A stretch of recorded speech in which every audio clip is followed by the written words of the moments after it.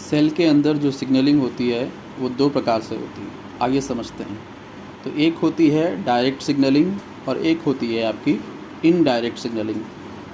Direct signalling के दौरान क्या चीज़ें होती हैं कि एक सेल दूसरे सेल के साथ फिज़िकल कांटेक्ट में रहता है, वो दोनों काफ़ी आपस में नज़दीक रहते हैं, फिज़िकली कांटेक्ट रहते हैं। आप इस चित्र में देख सकते हैं कि ये जो सेल नंबर ए है वो बी सेल के साथ जुड़ा हुआ है, यानी कि इसका लाइगेंड और इसके रिसेप्टर साथ में बिल्कुल ही अटैच्ड है। तो इन्हें हम लोग कहते हैं डायरेक्ट सिग्नलिंग, यानी कि जब दो सेल्स आपस में फिज़िकल कांटेक्ट के द्वारा अटैच हैं और उनके लाइगेंड और रिसेप्टर्स आपस में अटैच रहते हैं। एग्जाम्पल में delta notch signalling, lag two lin 12 signalling, Fas ligand, death receptor, और इन्हीं को हम लोग कहते हैं जक्स्ट्राक्राइन सिग्नलिंग, जब दो सेल आपस में फिज़िकली कांटेक्ट में रहते हैं।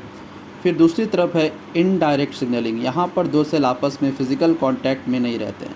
यहाँ पर एक सेल सिक्रेटरी मॉलिक्यूल को रिलीज़ करता है और वो सिक्रेटरी मॉलिक्यूल, सिग्नलिंग मॉलिक्यूल, दूसरे सेल पर जाकर एक्ट करता है। जैसे कि इस चित्र में आप देख सकते हैं कि ए सेल जो है वो रिलीज़ कर रहा है सिग्नलिंग मॉलिक्यूल्स और बी सेल पर वो मॉलिक्यूल्स जाकर एक्ट कर रहे हैं, उसके रिसेप्टर के द्वारा वो रिसीव किया जा रहा है। एग्जाम्पल आपका T cell proliferation, bacterial quorum sensing, ये सारे एग्जाम्पल्स हैं आपके इनडायरेक्ट सिग्नलिंग के।